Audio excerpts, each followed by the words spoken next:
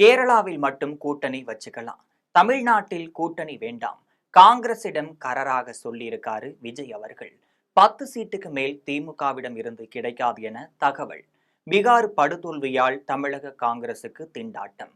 ராகுல் காந்தியால் படு பாதாளத்திற்கு செல்கிறதா காங்கிரஸ் கட்சி? அது என்ன என்பதை பற்றி இந்த செய்தியில் விரிவாக பார்க்கலாம்.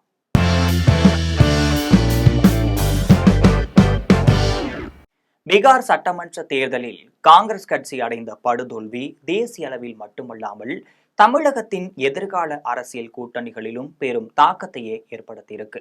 குறிப்பாக சொல்ல வேண்டும் என்றால், நடிகர் விஜயின் தமிழக வெற்றி கழகம் காங்கிரஸ் கட்சியினுடனான கூட்டணி குறித்த தனது நிலைப்பாட்டை மிகவும் கராராக மறுபரிசீலனை செய்து வருவதாக நம்பத்தகுந்த வட்டாரங்கள் தெரிவிக்கின்றனர்.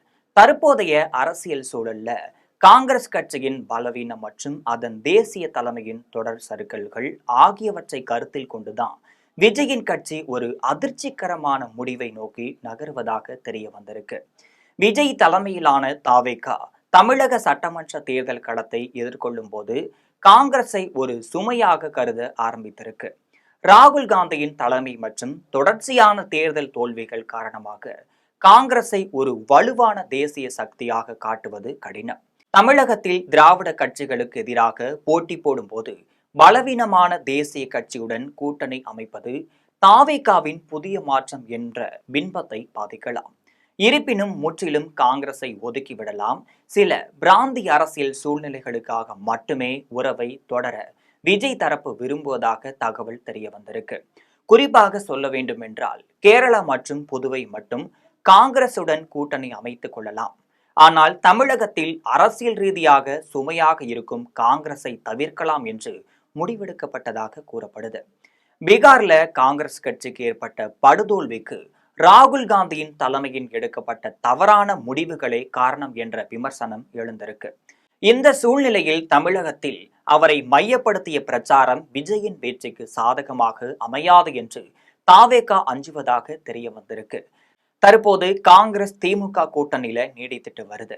ஆனால் பீகார் தோல்விக்கு பிறகு அடுத்த தேர்தல்களை காங்கிரசுக்கு அதிக இடங்களை ஒதுக்க திமுக தலைமை தயக்கம் காட்டலாம். வர இருக்கக்கூடிய சட்டமன்ற தேர்தல காங்கிரஸ் கட்சிக்கு திமுகவிடம் இருந்து 10 தொகுதிகளுக்கு மேல் கிடைக்க வாய்ப்பில்லை என்ற தகவல் அரசியல் வட்டாரங்கள்ல பரவலாகவே பேசப்பட்டு இருக்கு.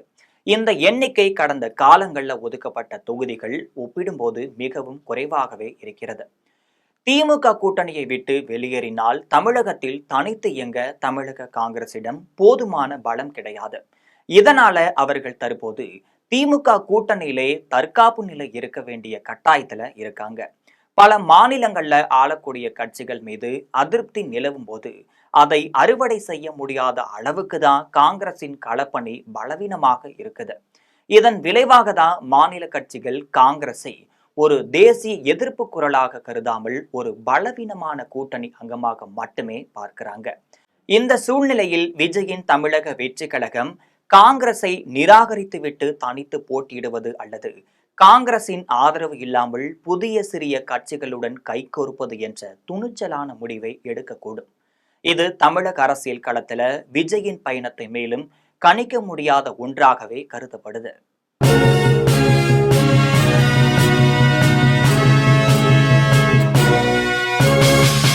உடனுக்குடன் அப்டேட் தெரிந்து கொள்ள ஜெம் டிவி தமிழ் ஆப்பை இன்ஸ்டால் செய்யவும்.